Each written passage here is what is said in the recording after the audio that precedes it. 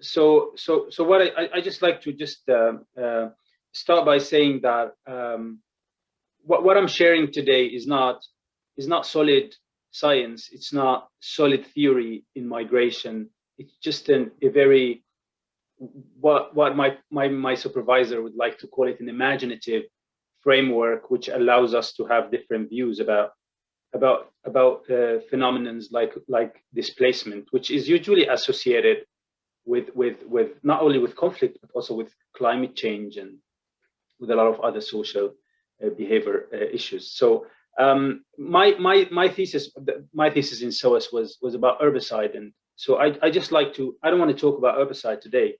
I just want to introduce a framework of displacement that I have seen in among and many other local like scholars as one of the most important ones, especially for the Syrian context. Being Syrian, I have of course I am engaged in this discourse, and I'm just going to discuss the part of herbicide where displacement is actually mobilized and also deployed by the Syrian government to actually achieve a political project. I'd like to acknowledge a bias before I start that like as a Syrian citizen, of course I have a political stand regarding what's going on in Syria, but I hope that wouldn't be taken as a bias that would affect your views about what I'm saying. Feel free in the Q&A to actually reject or agree with most of what I say, and I would really love to hear your thoughts on it. So without further ado, I'll just go ahead and just start. So that was basically the framework. Herbicide is actually the term taken from genocide. Genocide as in the killing of the people, the annihilation of populations. We can have a lot of opinions about what is a genocide, and because genocide is an international crime, there has been a framework to address the genocide in the international law, and there have been cases where genocide has been used to condemn and actually put perpetrators into the ICC in the court. Unfortunately, so just a minute. So I'm going to talk about displacement in Syria as not an outcome of conflict, but actually as a goal of the conflict. I know it sounds like, but the way I see it is, we usually look at conflicts. Conflicts produce a lot of impact.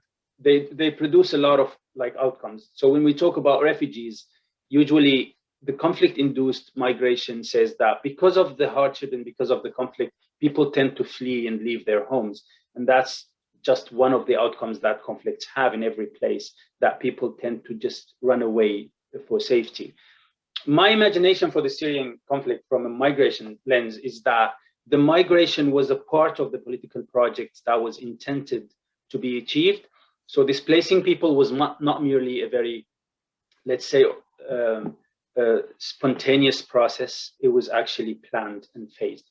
So I will talk about it in 3 phases, and I'm going to just walk you through how the Syrian government and the regime and its allies in Syria has actually orchestrated and designed a framework to displace people, and which could easily be seen as a social engineering and demographic engineering project, which cannot be addressed under the genocide lens.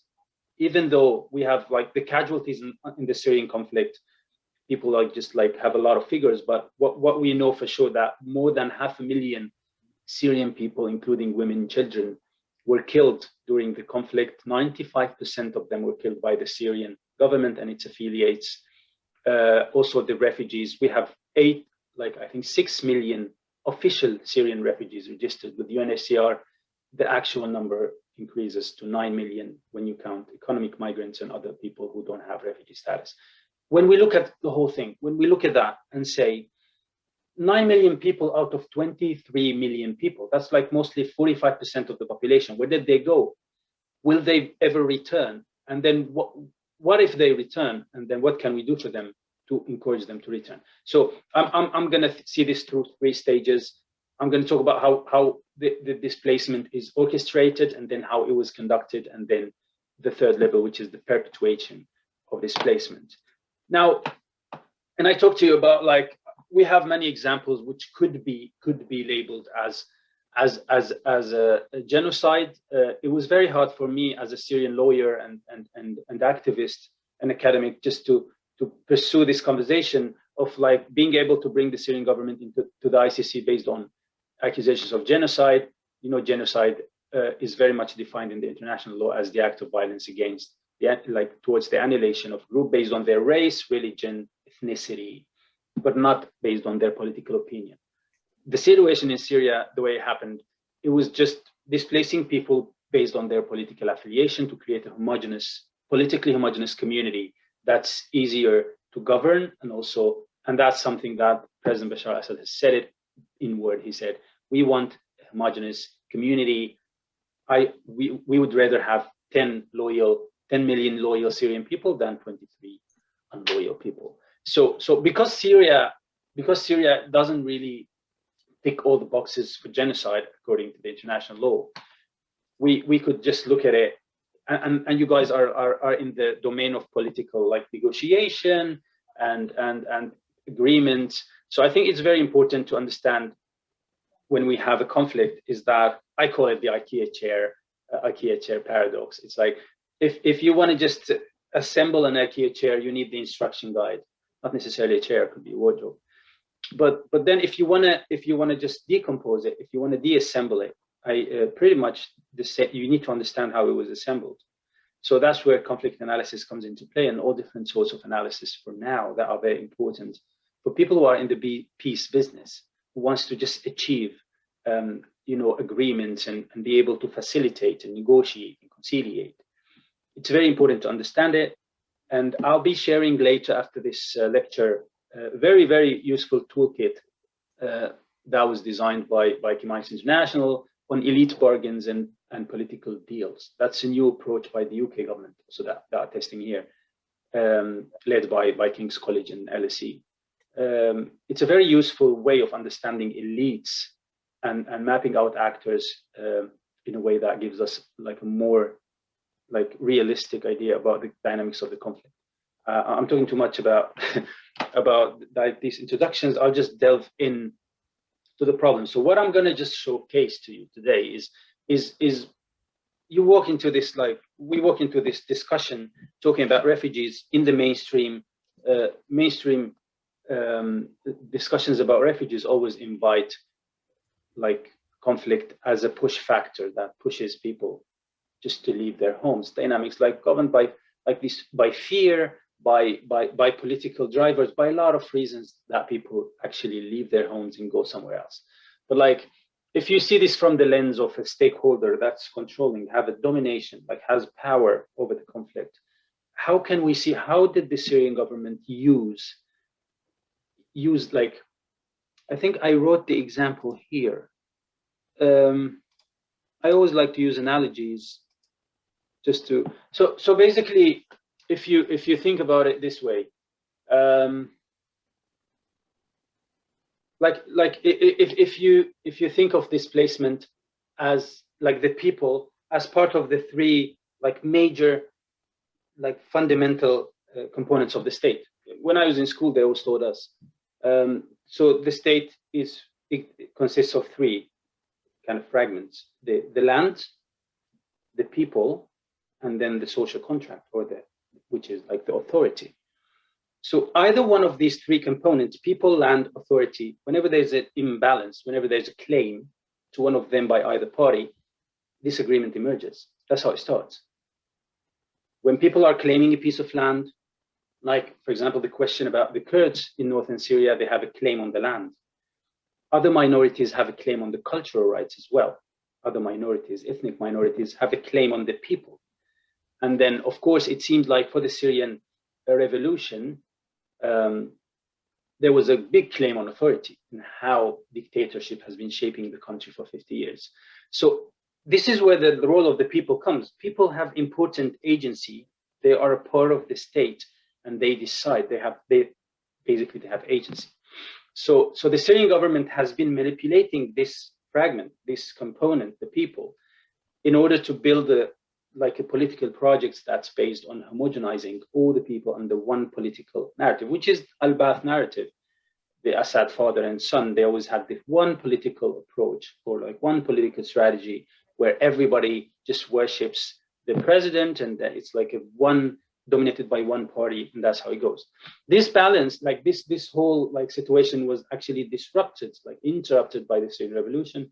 And then at some point, according to my view, this is not anyone saying, my view is the Syrian regime has noticed opportunity in the conflict to actually consolidate their political project and make sure this doesn't happen again. So that entailed the use of violence and power to make cities, not only people, cities kneel before the ruler. Without further ado, I'll just delve into the first level. Like I would show you just how it happened. So first, orchestrating displacement. So orchestrating displacement in this part, there was this opportunity that emerged, I think, in the 2012 and 13. And then the government as a stakeholder took steps to actually start using violence against cities. The targeting of urban spaces, including vital infrastructures. This is the first stage of how we start to just prepare for this herbicidal project. The targeting of urban spaces, including vital infrastructure service bodies, residential homes, they were mostly used. The combat style was targeting actually the infrastructure and not the military bases.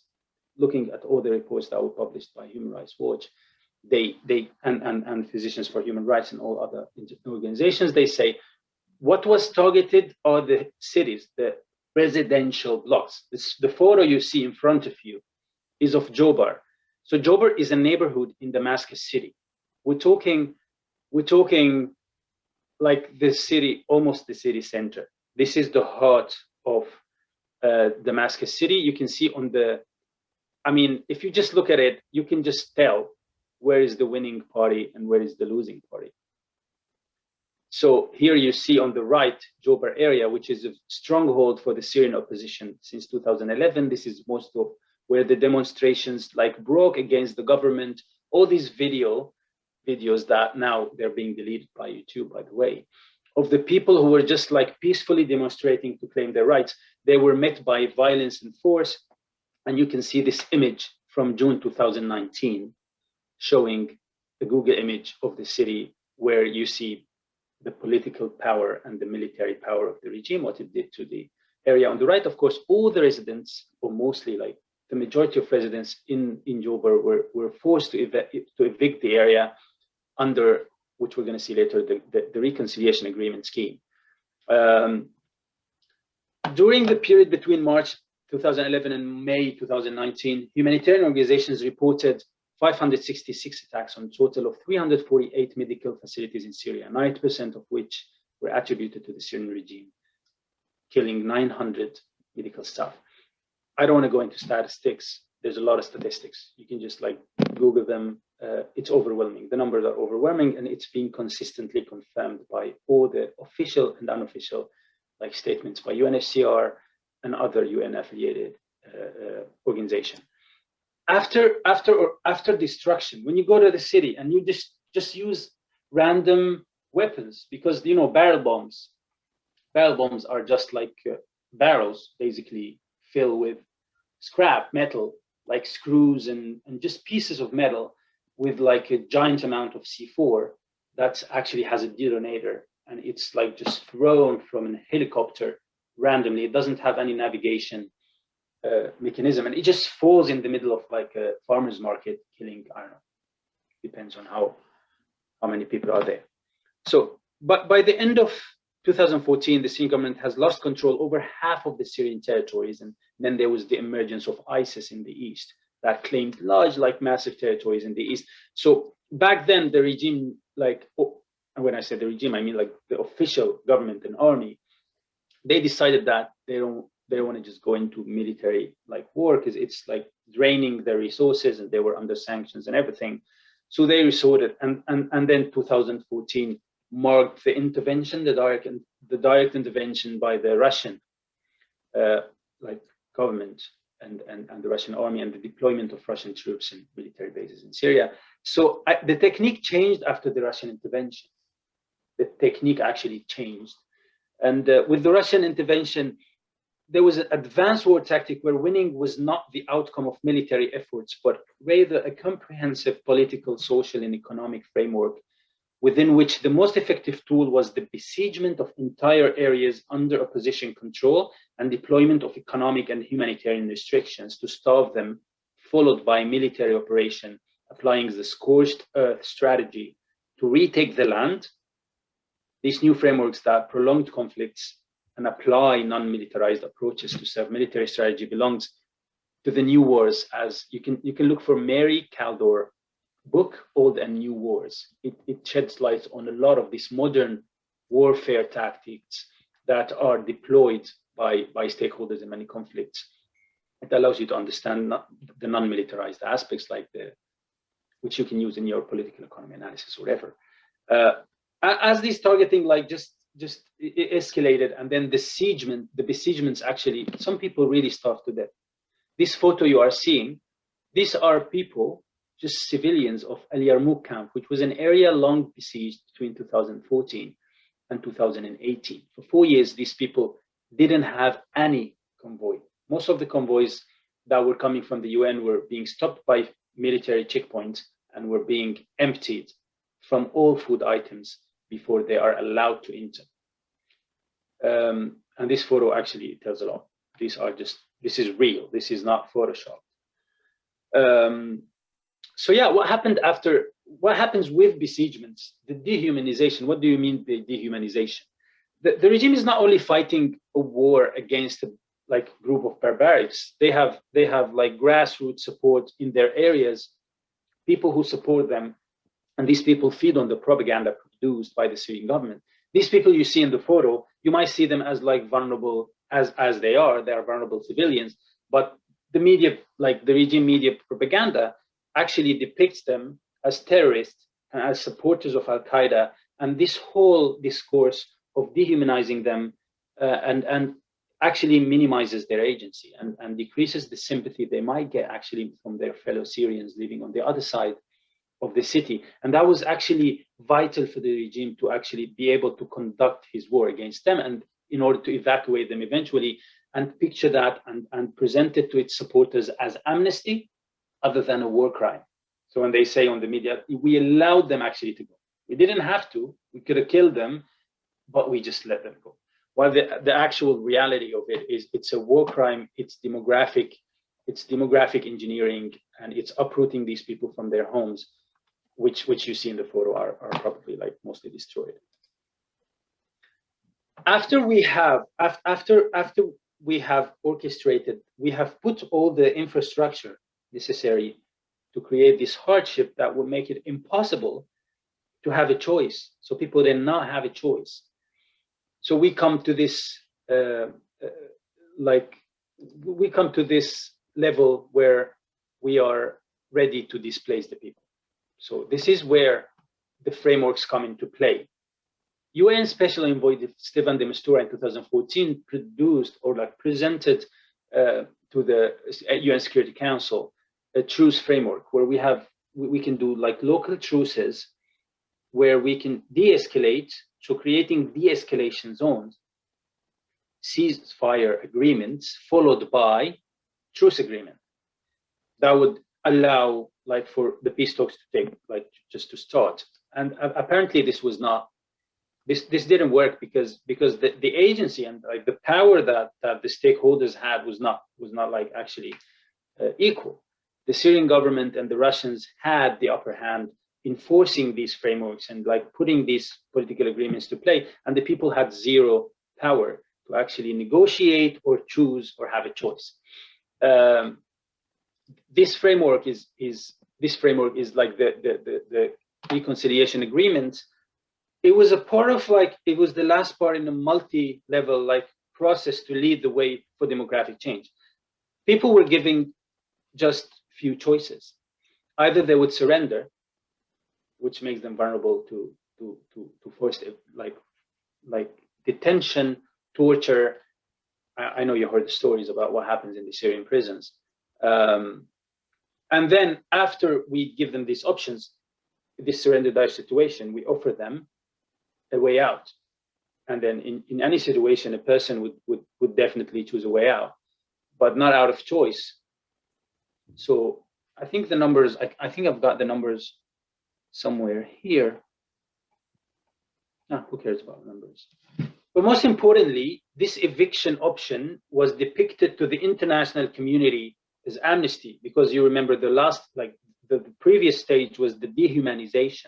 So the dehumanization, like when you think of ISIS fighters, think about the sentiment that you have as a person, every one of you. When I mention an ISIS fighter or an ISIS person, you would think of them as less human. You would think of them as barbaric. And this discourse is very large in the literature. But when you think of Shamima Begum, like for example, this 17-year-old, 18-year-old woman who actually traveled to ISIS territories, and then she was left there. There was a lot of debate in the UK about whether or not the UK had the right to waive her citizenship or not. We're not here, I'm just saying that dehumanizing people allows you to diminish their political power and their political force. So therefore, you cannot ignore it when you are on a panel or when you are representing people in a negotiation. You need to set light to remove all the obstacles for their agency. So they need to humanize them again, to bring them, make them priority and talk about their motivations, their fears.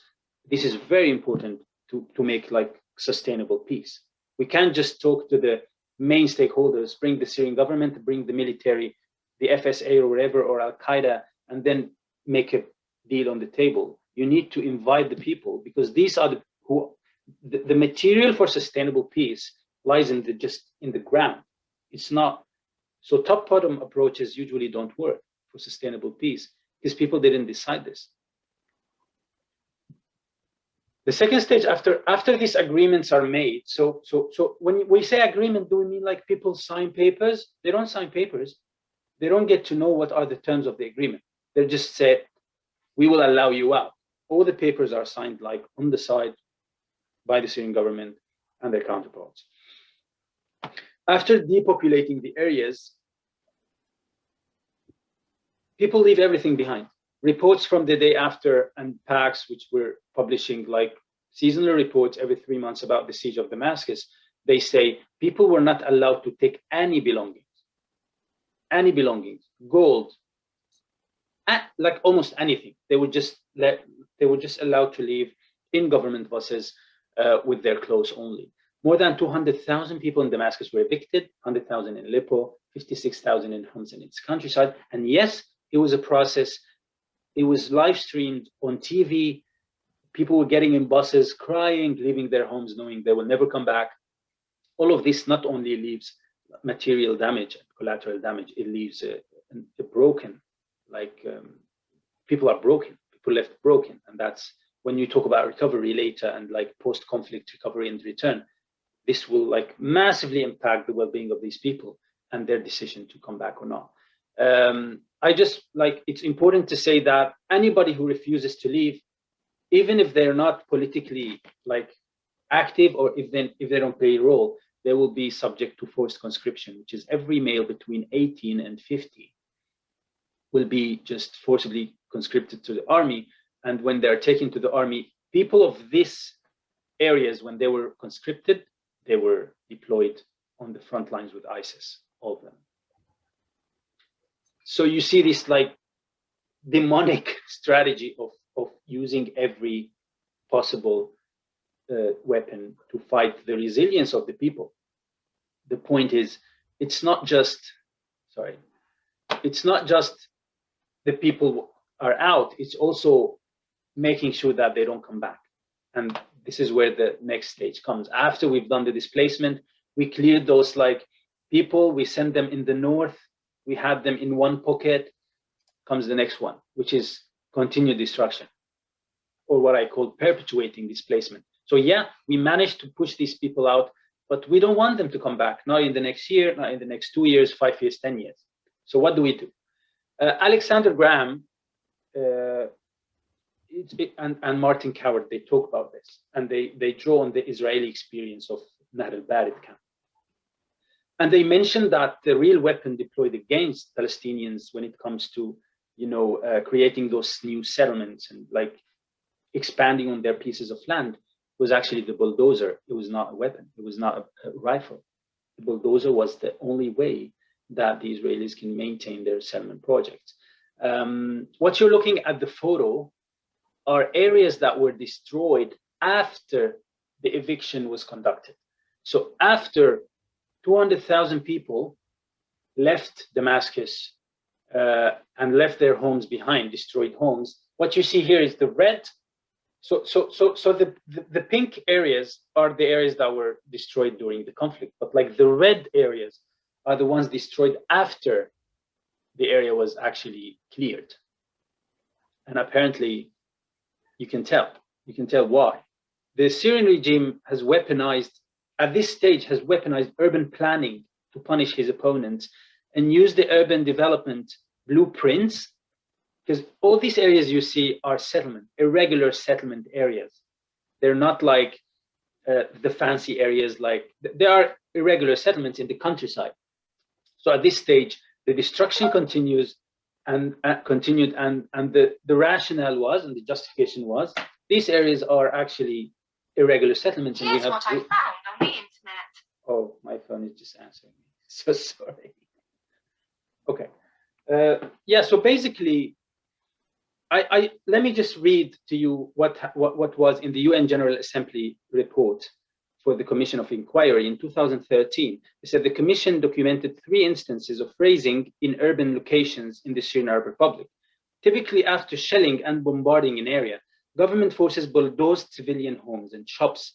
In July 2012, 300 homes were destroyed by explosives and bulldozers in At-Tadamun, Damascus. The razing followed shelling, which had caused the residents to flee. The government justifies the above-mentioned demolitions as pre-existing urban plans to remove illegal buildings. The government of the Syrian Arab Republic may be violating these obligations with respect to the rights of return of displaced people. This issue requires further investigation. So, continued destruction.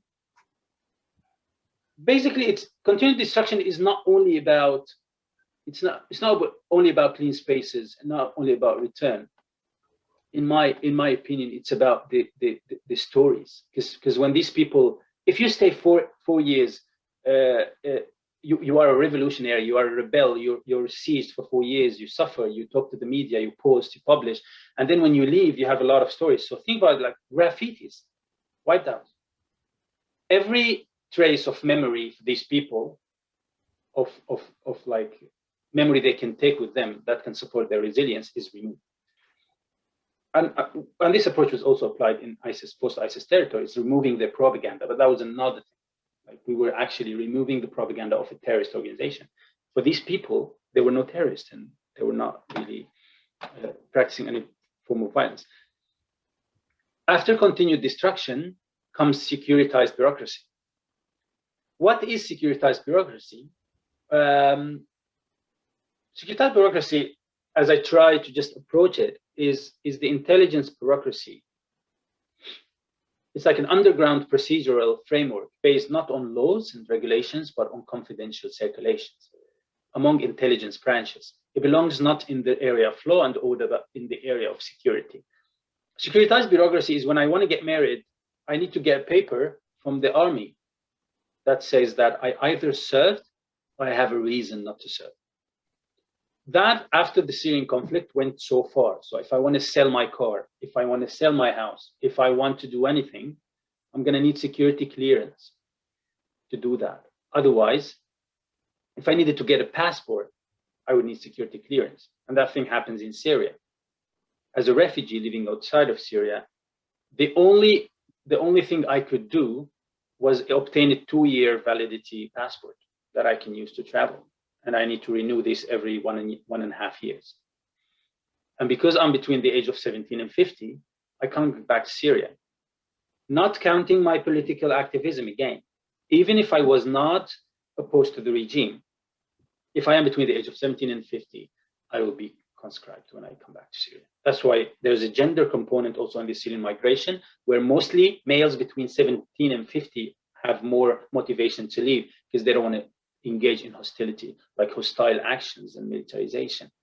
So now if you go to Syria, you'll notice like a high, like very high, if you go to the university, you would find like 70, 90% of students are just women, and men just, they flee. Also interesting thing that the regime was actually using the Syrian people to actually escape sanctions. The sanctions on the Syrian government has put a lot of pressure on them with obtaining money. They can't trade, they can't really have affiliations with any country besides Russia and Iran. So in 2015, the Syrian migrants applying for a passport at any embassy in Syria had to pay a fee of 275 euros to obtain a document that's only valid for 18 months. And if they wanted that within, and they had to wait for like 2 months to get this document.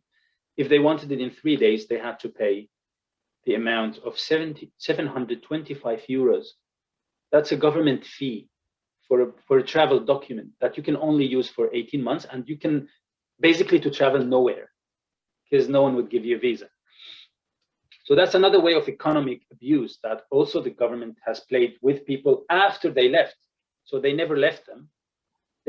People in Germany, people in the UK, people in Turkey, if they want a travel document, they have to pay 725 euros. That's the most expensive passport in the world.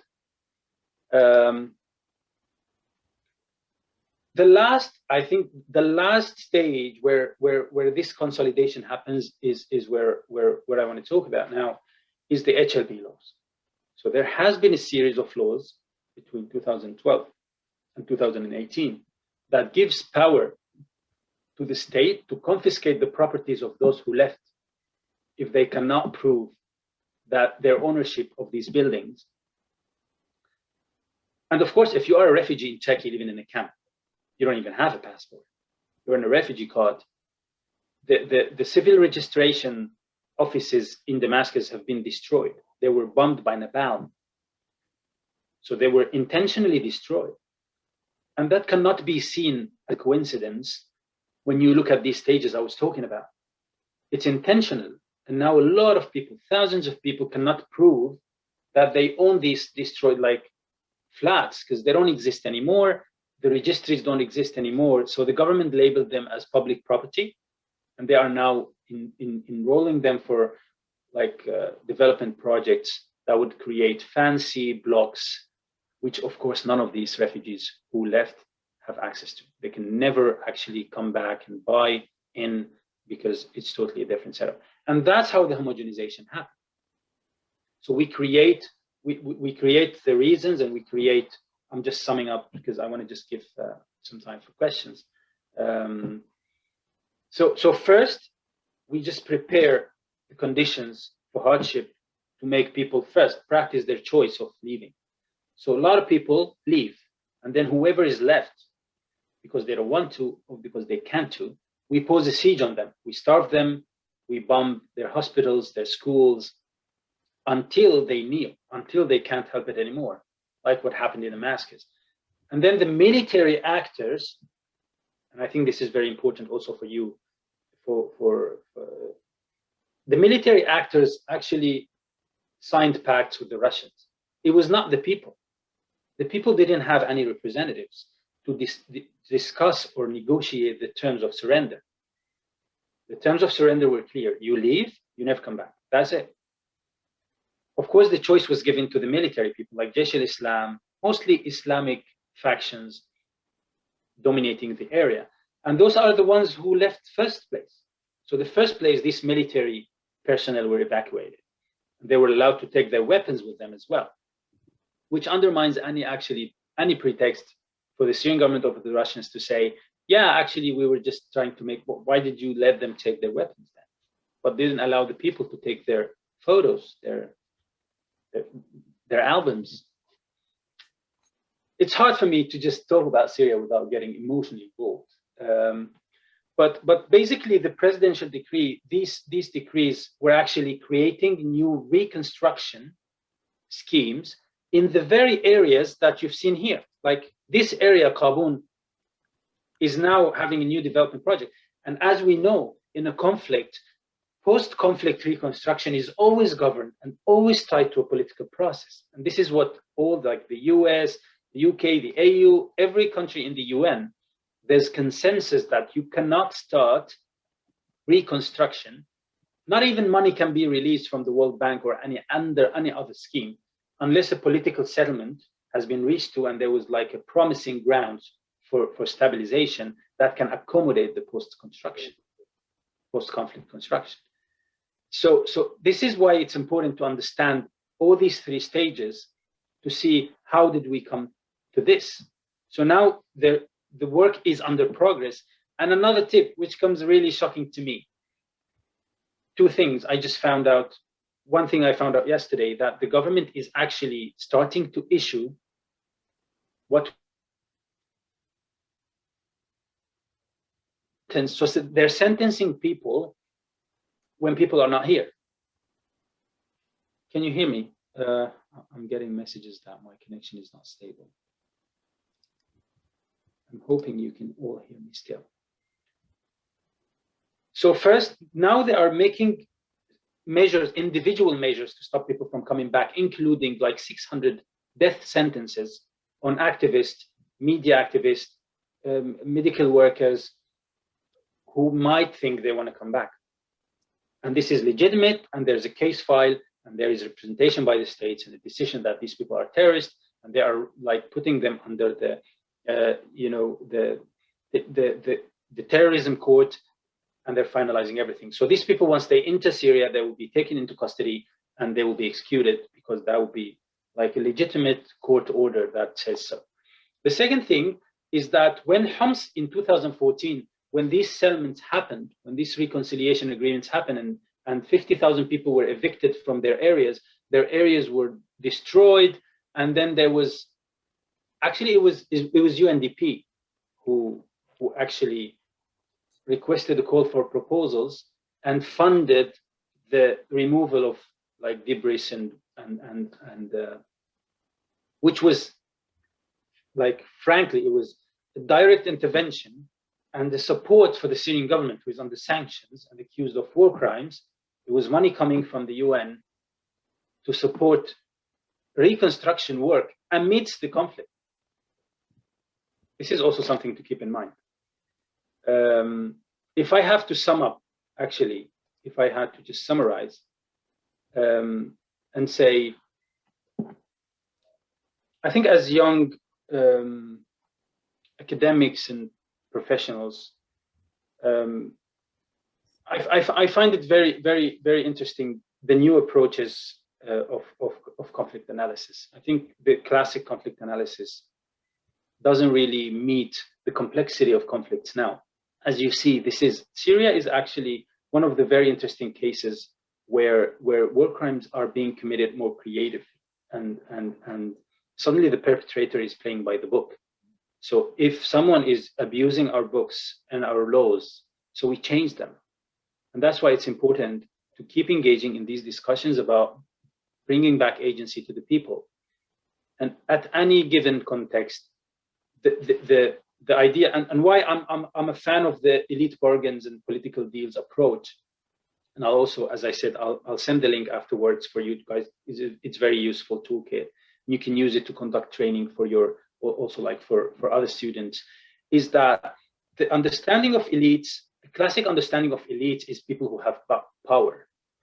So at this case, we would think in Syria that the elites are Syrian government, the Russian government, the US government in the north, because they have leverage, and they have an ally, which is the Kurdish forces, and then Turkey, which has a buy-in and has interest in the northwest and east also because of their